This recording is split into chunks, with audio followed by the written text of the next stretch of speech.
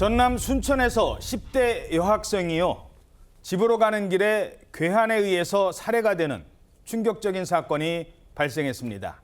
그런데 경찰이 CCTV를 확인해 봤더니 이날 새벽 피해자의 뒤를 바짝 뒤쫓아오는 한 남성이 있었습니다. 자, 먼저 무슨 일이 있었던 겁니까? 네, 지난 26일이었는데요. 이제 새벽 0시 40분쯤에 전남 순천의 대로변 인도 위에서 안타까운 사고가 발생했습니다. 피해자인 10대 A양은 이제 늦은 시각에 친구를 배웅하고 집으로 돌아가던 중에 의문의 습격을 당했는데요. 당시 CCTV 영상을 보면 이제 어두운 티셔츠를 입은 한 남성이 앞서 걸어가는 A양의 뒤를 저렇게 쫓아갑니다. 바짝 쫓아가다가 갑자기 피해자를 공격했습니다. 피해자가 쓰러지고 또 이제 맞은편에서 목격자가 나타나자 이 남성은 길 옆에 있는 주차장을 가로질러서 달아났습니다. 저 순간, 정말 순식간에 벌어진 일이었고요. 마주오던 저 목격자는 일단 여학생의 생명이 더 중요하기 때문에 쫓아가지는 못하고 그 여학생을 바라봤습니다. 그때 이 목격자는 여학생이 하는 얘기를 들었답니다. 그 여학생은 피해를 당한 직후에 이런 말을 남겼습니다. 비명 소리가 나길래 쫓아왔어요. 그래서 아가씨 의식이 있더라고요. 그때는.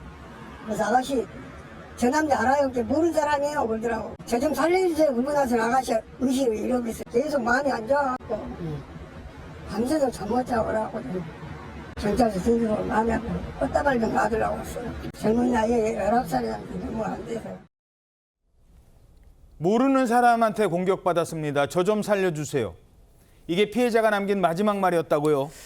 너무나 안타깝습니다. 피해자 아직까지 10대 소녀예요. 채 꿈도 피워보지 못하고 아무 생각 없이 그냥 밤에 집으로 귀가를 하다가 갑자기 뒤에서 이렇게 무자비한 공격을 당해서 마지막으로 달려온 목격자에게 마지막 메시지를 남긴 게 아닌가 하는 생각이 드는데요. 피해자 얘기에 따르면 지금 일면식도 없는 사람한테 갑자기 일격을 당한 거 아닙니까?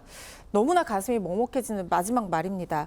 목격자는 60대 퀵배송 기사 이모 씨인데요. 병원 앞에서 배송 대기를 하고 있다가 비명 소리를 듣고 한 20m 정도 떨어진 현장으로 황급히 달려갔다고 합니다. 그런데 이때까지만 해도 피해자는 잠시나마 의식이 있었는데요.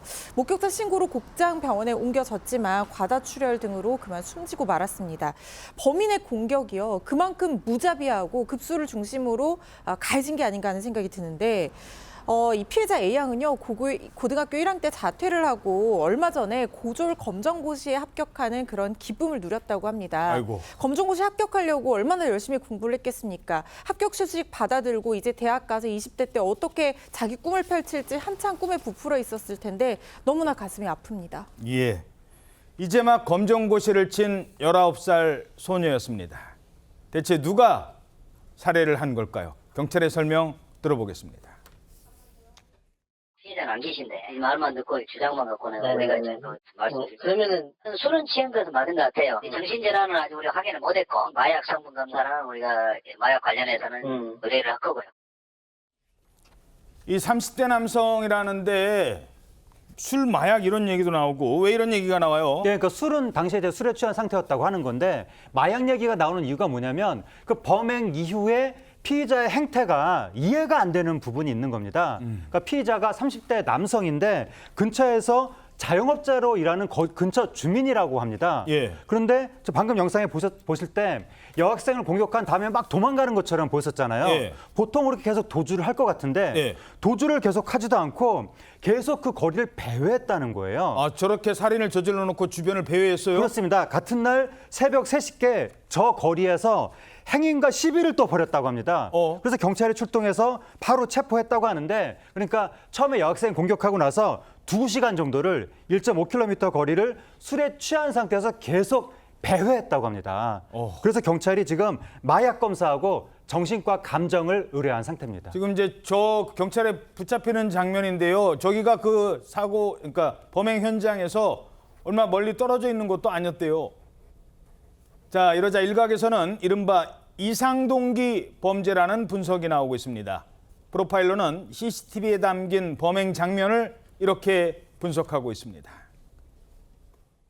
지나가는 행위를 암호나 흉기나 무기 등으로 공격하는 범죄 형태를 램페이지라고 그러거든요. 음주 상태나 마약 상태 또는 정신 이상 상태에서 공격을 할 때도 피해자가 나에게 반격할 수 있냐 없냐 여부에서 체크하자 이런 본능이 있습니다. 뒤쪽 방향에서 공격을 했을 때 그리고 또 여성이고 하기 때문에 바로 공격을 전행하지 않았냐 이렇게 보십니다.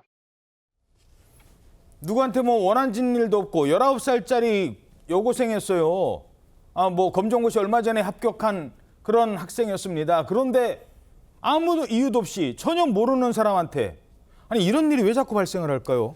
예, 묻지마 범죄가 요즘 너무 많이 발생하고 있는데 낮이든 밤이든 이렇게 거리를 걸어가다가 누군가에게 공격을 당할 수 있다는 것은 굉장히 큰 공포입니다. 무엇보다도 이 범죄 동기, 범행 동기를 파악해서 재발을 방지하는 게 우선일 텐데요. 경찰은 현장에서 발견된 흉기를 감식하고 정확한 사망 경위를 파악하기 위해 국과수의 부검 절차를 의뢰했습니다. 그리고 구속영장을 신청하고 정확한 범행 동기와 사건 경위를 조사할 예정이라고 밝혔습니다.